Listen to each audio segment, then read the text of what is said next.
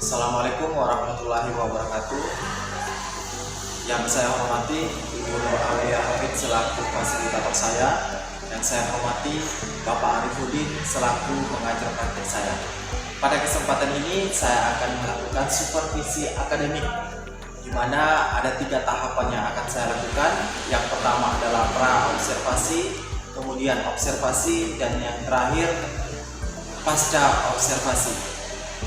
Dalam kesempatan ini, yang pertama yang akan saya lakukan adalah pra-observasi bersama dengan rekan sejawat yang telah bersama saya pada pagi hari. Selamat pagi Ibu Nur Fitriani. Pagi. Ya. Bagaimana kabarnya hari ini? Tidak sibuk ya hari ini? Kalau tidak sampai terakhir jam sekitar.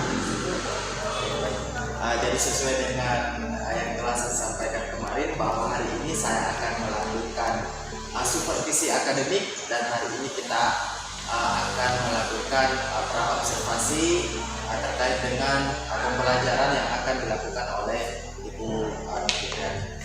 Baik, Ibu, ya, yang pertama materi apa yang akan dibawakan nanti? Oke, terima kasih. Sebelumnya saya perkenalkan diri dulu. Saya Nur Fitriani. Kebetulan sekarang saya mengajar di kelas 3 mata pelajaran matematika. Nah, untuk saat sekarang ini karena waktunya sudah mau selesai, kelas 3-nya sudah mau ujian, jadi materi yang saya bawakan nanti itu adalah materi terakhir, kebetulan materi terakhir, pertemuan terakhir pekan depan. Itu saya akan membawakan materi bangunan sisi lengkung, khususnya materi bangunan bola. Sisi ruang, bangunan sisi lengkung, bola. Sisi lengkung. Oke. Baik. Nah, Ibu Nur Fitriani, apa tujuan dari pembelajaran yang akan dilakukan? Tujuan pembelajaran itu diharapkan peserta didik diharapkan setelah melalui proses pembelajaran dengan model pembelajaran yang akan kita terapkan nanti, peserta didik itu diharap mampu mengenal bangun bola, kemudian mampu untuk menghitung luas permukaan dari bola itu sendiri, serta mampu menentukan volume dari bola, bangun bola. Selanjutnya mungkin Ibu Nur Fitriani bisa menceritakan gambaran umum bagaimana pelaksanaan untuk pembelajaran. Oke, proses pembelajarannya nanti harapannya sih sesuai dengan rencana pembelajaran yang sudah kita buat. Tapi gambaran kasarnya yang akan saya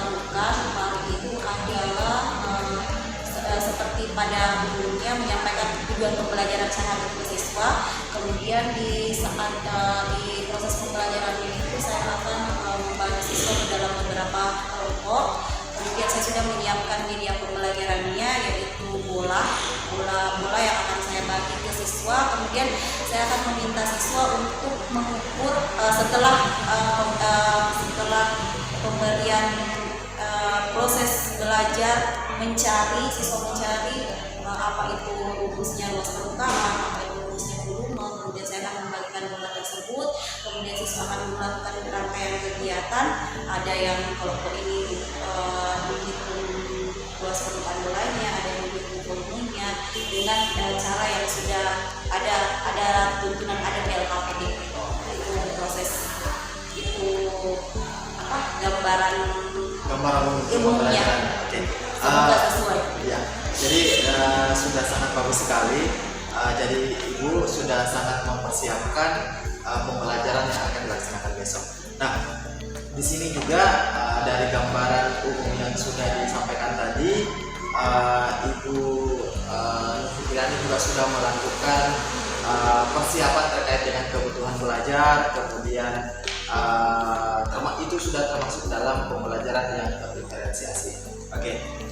Nah, selanjutnya bagaimana atau strategi apa yang akan Ibu Nur Fitriani lakukan dalam pembelajaran? Ya, strategi pembelajaran apa ya? Strategi pembelajaran Ya, metodenya. Metode nanti kita pakai pemecahan masalah. Jadi sebentar ini bola ini yang menjadi media pembelajaran akan menjadi masalah. Karena kan pemecahan masalah kita sering mengarahkan anak-anak itu untuk proses belajar ini kita kaitkan dengan masalah atau apa-apa yang kejadian di lingkungan sekitar. Jadi saya harapkannya dengan adanya media ini, adanya masalah ini yang ada di media, anak-anak bisa antusias untuk belajar, mengikuti prosesnya, untuk rasa ingin tahunya ada dibanding cuma sekedar menghayal. Anak-anak menghayalkan bola itu seperti apa, cari ininya. Makanya di sini saya adakan masalah itu, adakan media itu supaya anak-anak itu tadi antusias mau untuk belajar, untuk cari tahu, supaya dia juga tahu tujuan saya belajar bola itu seperti ini, saya mau pakainya di sini nanti. Jadi bukan cuma sekedar menghayal, dia tidak tahu ini cuma sekedar tahu rumus pakai rumus, dia tidak tahu mau diamalkan di luarnya. Sudah luar biasa sekali untuk persiapan yang akan dilaksanakan. Kemudian kompetensi apa yang ingin dikembangkan pada saat pelaksanaan pembelajaran? Kompetensi ada kompetensi apa yang ingin dicapai? Yang ingin dicapai seperti tadi, kembali lagi ke tujuan pembelajaran. Jadi di sini saya ingin anak-anak itu keterampilan pemecahan masalahnya itu dia bisa dapat dari sebentar proses yang kita lalui. Jadi mereka mampu terampil untuk memecahkan masalah yang ada hubungannya dengan yang dipelajari, masalah yang akan dia hadapi nanti, yang dia ditemukan di sekitar dia, yang mampu dia akan terampil untuk memecahkan masalah itu, menyelesaikan masalah itu dengan materi-materi, dengan materi yang kita pelajari tadi. Berarti kompetensi yang ingin dicapai ini adalah memberikan skill kepada siswa untuk melakukan pemecahan masalah terkait dengan hubungannya dengan pembelajaran yang dia dapatkan. Oke, baik. Selanjutnya yang ingin saya ketahui dari Ibu Nur Fitriani, ini masih hubungannya dalam rangkaian supervisi akademik ini. Jadi nanti pada saat pelaksanaan pembelajaran observasi, kira-kira kapan bisa dilakukan pembelajaran? Kapan akan dilaksanakan pembelajaran? Insya Allah kalau kan Senin libur dong, Ya. jadi kita ambil hari Selasa tanggal 2 ya kalau nggak salah. Tanggal 2 Mei. Iya, Oke, baik. karena kan berikutnya sudah ujian. Oke. Jadi masih seperti ini. Jadi insya Allah pelaksanaannya nanti di tanggal 2 di hari Selasa. Oke, baik. Nah, saya juga ingin sampaikan bahwa pada saat observasi saya akan langsung berada di kelas Ibu Fitriani. Jadi nanti saya juga akan mengambil videonya, dan setelah itu juga kita akan kembali bertemu untuk berbincang seperti ini. Kita berbincang santai terkait dengan apa yang telah dilaksanakan, apa saja kekurangan misalnya dalam pembelajaran yang dilaksanakan oleh Ibu Fitriani. Oke, baik Ibu, mungkin untuk sementara observasinya saya kira sudah cukup. Oh iya, satu lagi nih,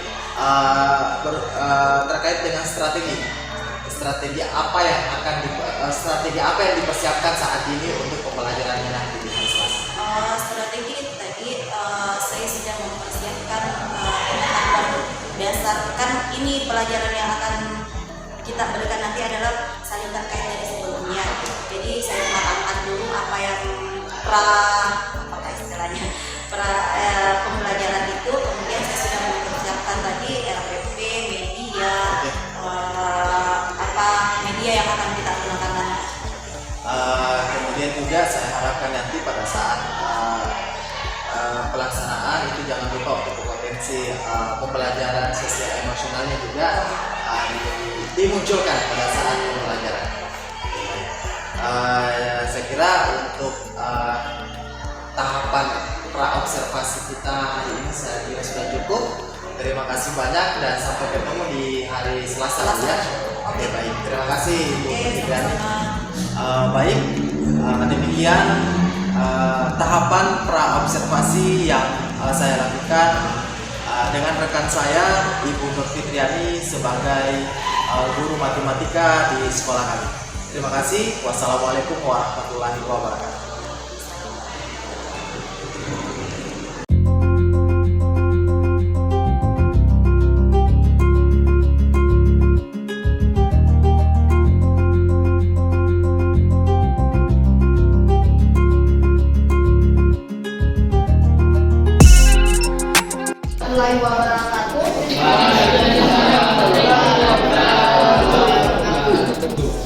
Oke, jadi bagaimana kabar hari ini semua?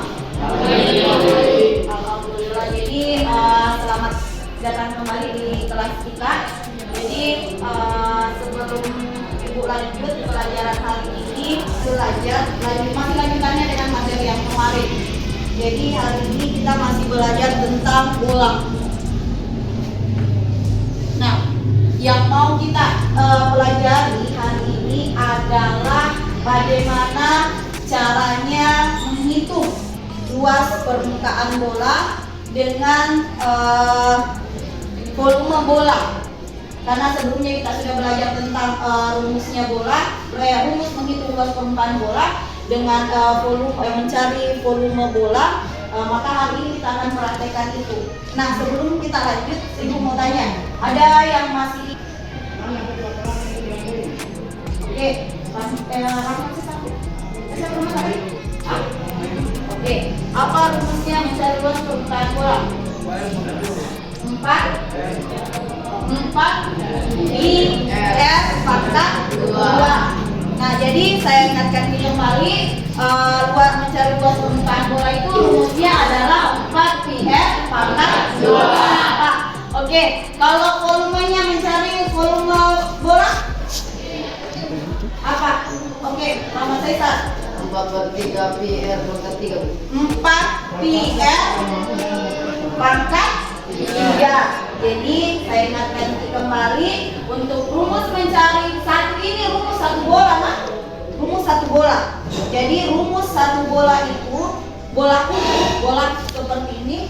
Rumusnya untuk mencari luas permukaannya atau seliput bolanya itu sama dengan 4 pi R pangkat 2. Jadi bola tersebut. Jadi kelompok 1 dengan kelompok 3, kelompok 1 kelompok 3 menghitung bola dengan cara dibelah. Jadi bolanya sebentar dibelah, kemudian kelompok 4 dengan kelompok 5, kelompok 2 dengan kelompok 4 itu dengan tidak dibelah. Nah, karena kita lihat secara kasat mata ini bola sama-sama besarnya, gimana apa yang membedakan dari bola ini?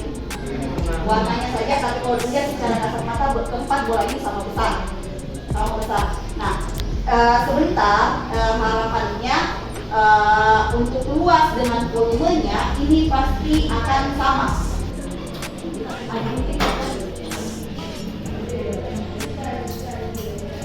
Yang tidak membelah berarti itu tali sama istat, semua butuh istat. Nah, bisa nih? Pasti ketemu.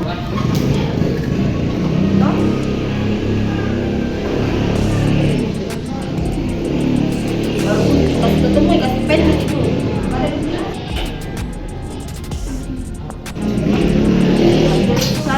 Diameternya 6,5.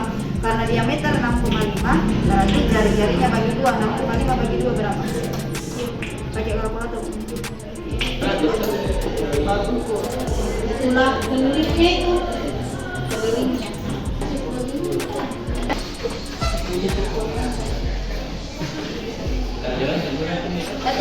Jadi kelompok 3 akan mewakili, mempresentasikan, memperlihatkan cara memperoleh volume bola dengan cara bolanya dibelah tadi.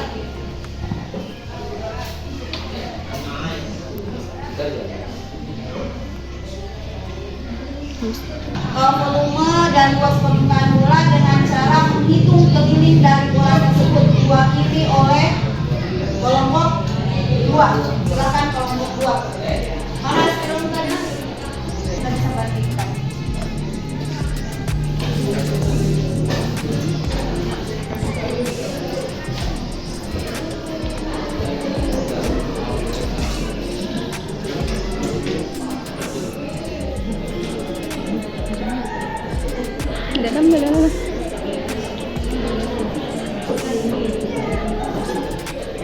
Kedua kelompok yang mewakili. Jadi sebelum itu lanjut kita beri oplos dulu untuk kelompok 2 dan 3. Terima kasih karena sudah mempresentasikan, memperlihatkan hasil kerjanya. Jadi tepuk tangan oplos untuk kelompok 2 dengan 3.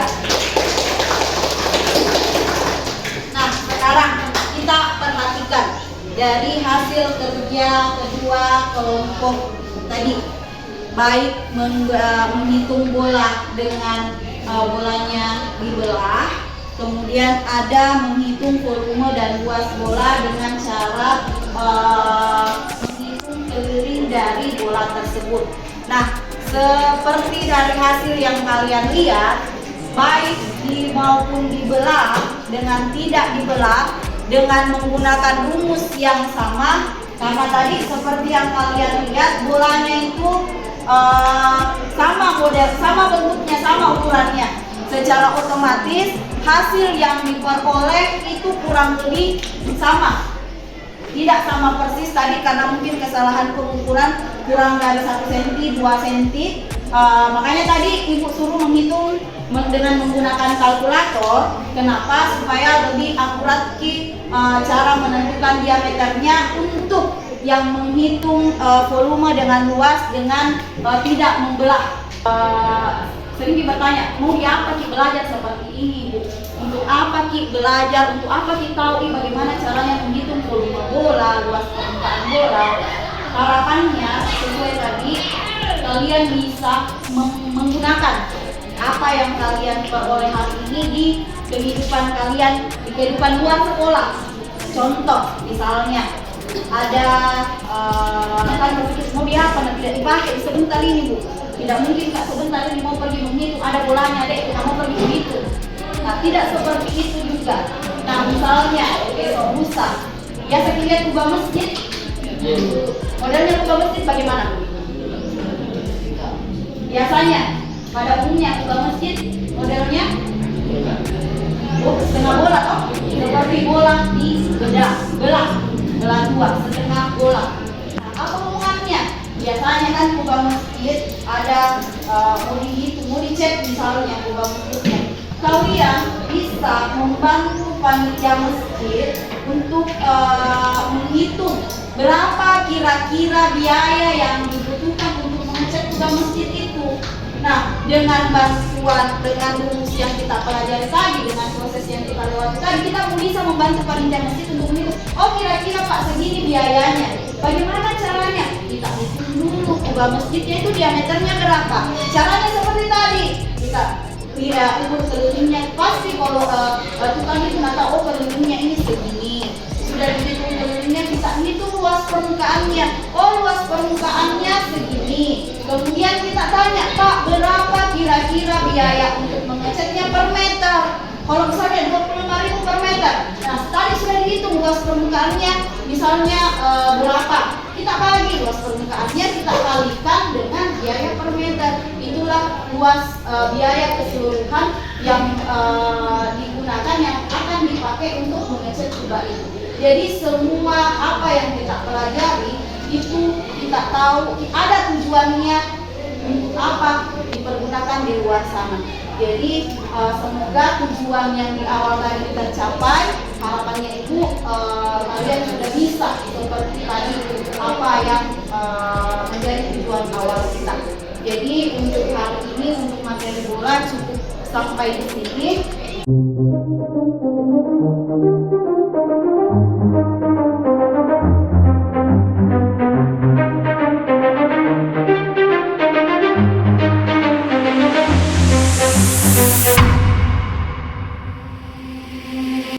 Assalamualaikum warahmatullahi wabarakatuh. Waalaikumsalam warahmatullahi wabarakatuh. Alhamdulillah. Kira yang kedua sebelum berakhir. Baik, selanjutnya kami dengan Ibu saya hormati untuk observasi kepada rekan sejawat dalam hal ini Ibu Fitriani silakan ke Pak Kamil mulai atau melanjutkan kembali ya observasinya tentang ini supervisi pasca. Silakan. Bismillahirrahmanirrahim. Assalamualaikum warahmatullahi wabarakatuh. Waalaikumsalam warahmatullahi wabarakatuh. Ya, bagaimana kabar hari ini Ibu Nini? Ya, alhamdulillah baik Pak. Kita Alhamdulillah. Jadi sesuai yang telah saya sampaikan sebelumnya, bahwa setelah observasi kita berdua kembali akan berdiskusi terkait dengan pembelajaran yang telah dilakukan pada kegiatan observasi di hari sebelumnya. Oke. Bagaimana sibuk hari ini? calon nggak sampai terakhir. Oh iya. Bisa. Berarti aman ya kita bincang-bincangnya. Nah, pada kesempatan ini kita akan berbincang-bincang santai. Jadi Ibu Nini santai saja, tidak perlu tegang, karena hari ini kita akan melihat bersama apa yang menjadi kelebihan, apa yang menjadi kekurangan dari pembelajaran yang telah Ibu Nini lakukan sebelumnya. Nah, sebelumnya saya ingin tanya dulu terkait dengan pembelajaran yang sudah saya observasi kemarin. Menurut Ibu Nining, hal yang menarik dari kegiatan pembelajarannya seperti apa? Oke, yang menarik kemarin dari pembelajaran yang kita lakukan itu adalah ada hal baru yang saya terapkan ke anak-anak, yaitu dengan strategi mengambil pendekatan yang baru di situ, di mana saya memberikan alat peraga yang sesuai dengan materi yang saya ajarkan. Ya, kemudian anak-anak juga saya bentuk kelompok. Kemudian saya beri alat peraga. Jadi menariknya di sini karena anak-anak merasa apa yang saya lakukan kali ini di pertemuan itu hal baru, di mana mereka terlibat langsung, semua terlibat langsung melakukan apa yang praktek, yang ibaratnya praktik, terlibat langsung melakukan itu. Jadi mereka antusias.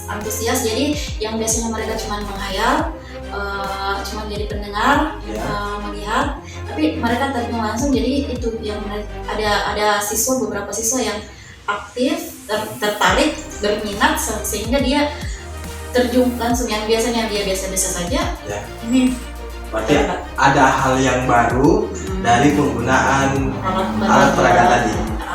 Oke.